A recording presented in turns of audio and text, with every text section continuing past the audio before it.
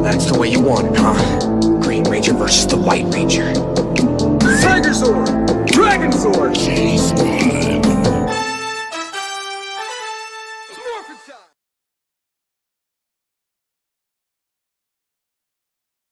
What's good with all my YouTube folks out here today? This your boy, the K-Locs King, Big Country, the Black Rick Sanchez. I'm back again with another video for y'all today. Today, we are checking out, where are the Chris Hansen Predators today? Lord have mercy. I used to watch the hell out of How to Catch a Predator. I don't know why. I'm a sucker for nonsense of people getting exposed and shit like that.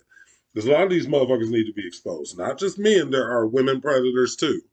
But, you know, they focused on the guys messing with underage girls, which it's understandable, you know what I'm saying? Because either way you look at it from either side, it's sick. It's sick. That shit is garbage. You know what I'm saying? It's trifling that people do that. I'm not, you know what I'm saying? I'm not trying to dog a person or nothing, but it is what it is. That shit is sickening. You know what I'm saying? And I should be allowed to have an opinion on that. So, yeah, I'm not a fan of predators or nothing like that. But, I am a fan of the Chris Hansen show, as we received. The way he be coming out the cut talking about, what are you doing here, head ass, type shit.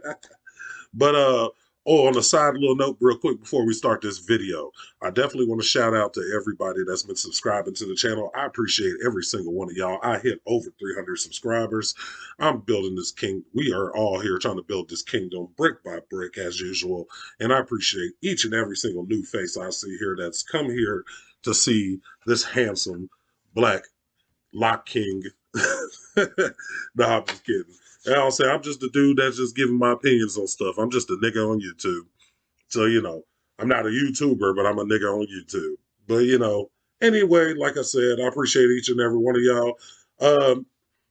And if this is your first time on the channel, please like, comment, subscribe to the channel, join the kingdom, and we're going to get right on into it. Let's go. This video will cover exactly what happened to the 6 most notable creeps from Hansen vs. Predator, and we're going to begin by talking about the math tutor Mike Manzi, who's had his life pretty much ruined as a result of the I'm Chris Hansen, No You're Not episode. After arriving at the Sting house, Mike bumped into Chris immediately before trying to make the excuse that he was simply making sure that the 13-year-old girl was safe inside her house. After desperately attempting to leave, Mike was arrested, taken back to the police station, and interrogated for approximately 35 minutes. After which the episode ends with the explanation that because Mike's discussion was pretty clean prior to the meetup, he was only sentenced to 3 years probation, meaning that he avoided any time in prison and wasn't registered on any unsavory lists. However, this isn't to say that Mike's life has been easy ever since the episode went live. In late 2021, a conversation was leaked with one of the show's editors who explained that the head of security, Ron Knight, was actually Mike Manzi's uncle, and that there is a part that never aired where Manzi is insisting tonight to let him go because he's known Manzi since birth. This is apparently why Manzi made such an effort to convince the crew to let him leave peacefully, yet his uncle told Manzi the best thing he could do is go through the garage and remain silent, which Manzi obviously didn't do. As a result of the episode, Mike now hates his uncle, which has more than likely led to the decline of Manzi's other family relationships. However, the most interesting thing revealed in the message exchange was that Manzi was an avid watcher of c.t.a.p back in the day, which explains why he recognized Chris Hansen immediately. Mike has since been found on a felony dating site, as well as on Facebook under a different name, where a Reddit user was able to get this picture, as well as apparently have a conversation with Mike, who stated that he gets recognized very often, and that Mike actually seems like a very chilled out dude. On Chris Hansen's podcast, Chris explained that Mike is no longer working in education. As far as we know, he is not tutoring or teaching anywhere. He lives with his parents. Which would explain 2 recently surfaced photos of Mike working in a retail job, representing a pretty significant fall since tutoring for some of Connecticut's wealthiest families. However, Mike still got off lightly. Boy, he looked down bad. I feel bad. Don't get me wrong. I do not feel bad for him for what he did, though. He did what he did and he got exposed for it, though. But, you know, hey, that's the consequences you face when you sit there and make stupid choices like that. Stupid games, you get stupid prizes. I'm not saying he's stupid, but he is dumb because, like, why are you attracted to young girls like that, my guy? I don't understand how can any people be attracted to females underage. But at the same time, the only thing I will say about young girls these days, they're not the young girls like how a lot of us grew up. Do you know what I'm saying? Because a lot of these girls nowadays look as old as the adults, and it should be crazy. You got to ID check motherfuckers nowadays, and that should be crazy. I ID check majority of the females I talk to, unless they obviously look older or mature by age or whatever. But a lot of them I ID check real quick. You know, you never know. You never know. And you never want to end up in a situation like that. That should be crazy though, man. But I don't feel sorry for dude. He, you know what I'm saying, he did what he did and he got what he got. You know what I'm saying? And, you know, hey, that's tough. You just, you know what I'm saying, you just got to live the life with your consequences. Just like all of us, if we did something and consequences are met. However, Mike still got off lightly in comparison to John c.t.a.p, who, as a result of his appearance on the show, has now become homeless. John waltzed into the Sting house without saying a word, and was so creepy that simply standing next to him was enough to terrify the decoy, yet she apparently had nothing to worry about, as he stated that he was only there to watch the football. After revealing that John was simultaneously talking to more than one minor, he was arrested, interrogated, and given a notice to appear in court, where he'd be trolled and heckled by the attendees as he pleaded guilty. And the judge actually in the case had to order the crowd to be quiet, to be orderly, because they had figured out who he was and what he was being accused of, what he was pleading guilty to. John c.t.a.p was given an 8-year prison sentence beginning in August 2016, although this certainly isn't where the story ends. Only 4 months into his prison term, John's brother and sister were both killed in a car accident, which happened on the very same street where the Sting house was located, and in case losing both of his siblings wasn't bad enough, there are unconfirmed anecdotes that John was also disowned by his parents after the episode went live. He was released from prison on the 24th of July 2018, serving just 2 years out of his 8-year sentence, yet after being released, John was forced to register on a public offender list, which displayed his address as a Connecticut homeless shelter. After 3 years in the shelter, John was able to move into a group house, although in October 2021, only 2 months after moving out of the homeless shelter, John violated his probation in an unspecified way and was sent back to prison for another year and 2 months. Since his release in December 2022, John has been residing in a shelter for recovering addicts, although John c.t.a.p isn't the only person on this list who's been back to prison, as Joshua Colon also recently violated his probation. Joshua was the New York plumber who locked the door behind him after entering the Sting house, stating that his biggest nightmare was ending up on a Chris Hansen episode. After Josh comes out of the bathroom, Chris is already there waiting for him. I know who you are. You know who I am? Yes. And as a result, Josh is unbelievably honest, laying out his intentions immediately.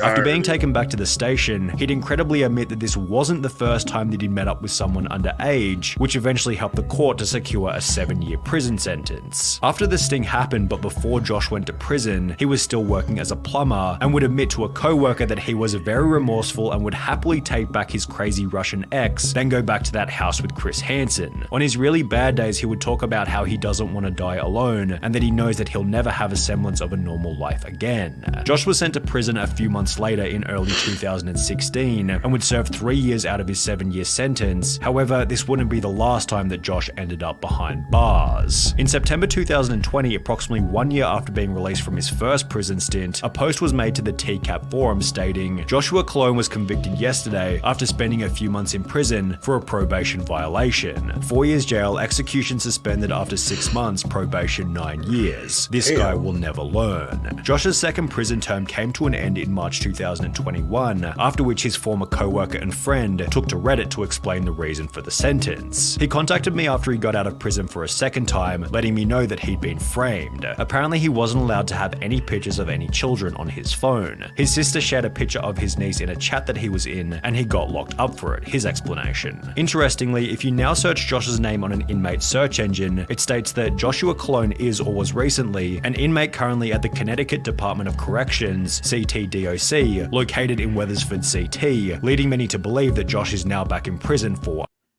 Did y'all see this? Did y'all see the comments on the little thread? Hold on, go back. He said, I blocked him shortly after responding to his emails. Not interested at all. Completely different state. Got a good laugh.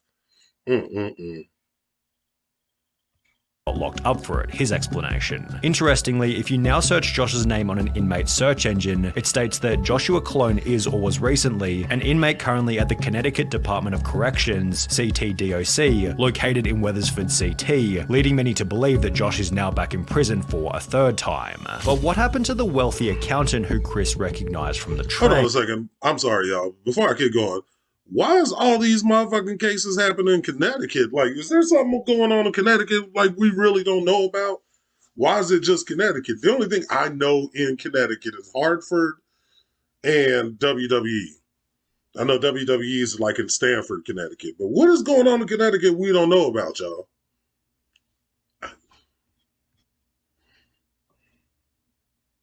For a third time. But what happened to the wealthy accountant who Chris recognized from the train? His name was Charles Lawrence, and after walking into the Sting house, the following exchange occurred. No, Chris. What are you doing? But this is the first time I've caught anyone who I know. After which Charles was arrested and taken back to the station for an interview. What the hell? What freezed up there? Made the hilarious claim that Okay, that was weird. because of his poor eyesight, he read the decoy's age as 18 instead of 13. Wow. 18. My eye got scratched and my glasses were upstairs. I'm looking at it, but he said 18. I swear to God, I would never, ever in my entire life be a 13-year-old. However, the judge Really? wasn't dumb enough to buy this excuse, who sentenced Lawrence to 2 years in prison, which he'd served between June 2016 and June 2018. Whilst in prison, the Association of International Certified Professional Accountants, under which Lawrence was employed, confirmed that Mr. Lawrence's AICPA membership was terminated effective May 25, 2017 because of a final judgment of conviction for a crime punishable by imprisonment for more than 1 year. Chris also mentioned that Charles had a second job as a commercial real estate agent, and after finding Charles's LinkedIn, it states that he's the president of a company called Lawrence Real Estate Enterprises Inc., which is still active today and lists Charles as the company's CEO. However, Chris did mention on his podcast that Charles had some issues with keeping his license. I'm not clear as to whether or not he's still involved in commercial real estate. There was an issue with his license after his conviction, after he pleaded guilty. Although even if he was able to, it's unlikely that Charles would get much work these days given his reputation. In May 2021, a post was made to Reddit explaining that they saw Charles Lawrence living in an over 55s complex, which has been confirmed as true after looking up the address listed on his public offender registry. This page also shows the most recent photo of him, taken in mid-2018, exhausting all of the information that we have on Charles Lawrence. However, we've got plenty of dirt on the now infamous Stephen Buchanan, who gained notoriety for showing up to the Sting house with duct tape, a camera, and various weapons in his car. This was extra terrifying as after arriving at the house, he refused to enter and rather tried to coax the decoy into getting into his vehicle. Do you want to come in? You want to go? Can you just come in and we can chat for a little bit? What do you want to do? I'll show you how to. You got some food if you want. You want to show you around? It looked creepy as hell. We're not going to the movie. After being confronted by Chris, Buchanan tries to blame his depravity on the PTSD he got during his military time in Iraq, although despite this impediment, Buchanan still served 3 years in prison, after which fans of the show began to notice that the story he shared with Chris wasn't entirely accurate. A user by the name of Bud1985 took to Reddit in a post reading, "Stephen Buchanan, this took me a good hour of searching through old pics from Iraq, but I finally found it. I served with this turd." Bud continued in the comments by stating, "When he was active duty, he was a tank mechanic. And how do I know this? He was my tanks mechanic. He would do maintenance on it in the motor pool every Monday. He never went on a single mission. He never seen a minute of combat. He may have been through some mortar fire, but that's it. It pissed me off so bad when I heard him blame it on PTSD." The most recent photo of Stephen Buchanan comes from July 2022, which accompanies a further update from Chris Hansen's podcast. And as far as we can tell, he still lives in Connecticut with his parents. And he's working, driving a large truck. Also explaining that he was able to have a conversation with Stephen's father. I called the number we had for Stephen Buchanan, and a man picked up, and it actually sounded a little bit like Stephen Buchanan. And I asked for Stephen. Right away, away, the man said, "Is this Chris Hansen?" And I said, "Yes, it is." This is why you're calling. I said, "I'm calling for Stephen Buchanan." And the father had the tone of a man exasperated with having to deal with the circumstances around his son. He told me that Stephen has moved on with his life and essentially that he wants to only look forward. And then the senior Buchanan asked that I never call the number again. But while Stephen has done a pretty good job of moving on with his life, this has been significantly more difficult for Jeff Sokol, who became arguably the most notable predator in Chris Hansen history after bringing a pepperoni pizza to the Fairfield Sting House. The iconic episode became etched in YouTube history as Jeff seemed so relaxed about the confrontation that he was only able to focus on his dinner. I want to know a little bit more about you first. Can I eat first? After Jeff spent 16 minutes demolishing his pizza, he'd offer Chris a slice on the way out. You can take your pizza if you like. You want a slice? I'm good, thank you. And even after being taken back to the station, Jeff maintained the attitude that he hadn't done anything wrong, according to a source who was at the station with him. He kept his cool. He was pretty confident that he was going to be able to get out of this, be able to get a good lawyer and to really take care of his case. While Jeff seemed confident that he wouldn't receive any charges, this didn't alter his reality, as after going through 3 different lawyers, he'd be sentenced to 2.5 years in prison beginning on the 27th of May 2017. Whilst locked up, the Jeff Sokol episode became so popular that fans of the show tracked down the restaurant from which the pizza had been ordered and began to visit the restaurant asking for the exact same pizza that Jeff had gotten. The restaurant has since had hundreds of positive reviews, many of which subtly referencing the Jeff Sokol incident, and according to an email sent to us by a fan, the restaurant doesn't actually seem to be any evidence for this claim. By the time Jeff was released from prison in June 2019, his appearance on the show had racked up a view count in the tens of millions, leading Jeff to try and change his name legally to Sonny Derek Porter. Sokol actually went to court and petitioned to change his name to Sonny Derek Porter. A few years ago, I was arrested as a part of a sting operation trying to meet a girl who was underage. The sting was part of a nationally syndicated TV show, Crime Watch Daily, Hansen vs. Predator. This episode is now available online, along with many other troll videos and nasty comments from fans of the show. In the aftermath, I've experienced humiliation, harassment, and embarrassment. One could argue that this was justified, but I have surely lived with much remorse since the arrest. Since my current name will always be linked via a simple internet search, I'm requesting authorization to change my name. I'm working hard to be a better person overall and making a sincere effort to treat everyone with respect. I hope to meet new friends and acquaintances and wish not to be judged based on one gigantic mistake I made a few years ago. I hope to be judged for the person I really am, the person I am today. More than anything, I would like a second chance at a happy and safe life. However, the name change was eventually rejected, which only led to more trolling. It was then discovered that Jeff had been forced to sell his apartment, and according to this Reddit comment, which isn't the best evidence, Jeff moved in with his parents in blank. It seems like he comes from a pretty affluent family, so he probably just mooches from his parents and stays low-key. The most recent photo of him comes from early 2021, which unfortunately marks the final piece of information we have on Jeff Sokol, because despite being one of the show's most notable people, he certainly kept one of the lowest profiles. That's crazy. I don't even know what to say to that, man. You know what I'm saying? Hey, you do, I mean, that old saying comes back in, you do the crime, you do the time, though, y'all. I mean, I can't understand how anybody would have the mindset to want to fuck with somebody minor league age like that. I can't understand that. And I never will, because, you know, I like my women grown. I like the women that can buy liquor and swishers and shit. Do you know what I'm saying? You can't buy me no liquor or swishers without any complications. We really can't talk. I'm just saying. I don't really have too much to say about this. It's like a few of these episodes, I remember a few of these people. That pizza guy I definitely remember. That shit crazy. He literally tried to get a name change, though, and that arbitrator probably was like, nah, get the fuck out of here. Nah, you suffering, motherfucker. I mean, I don't know. That shit is wild to me, y'all. But yeah, I enjoyed this video, and I definitely used to love watching How to Catch a Predator.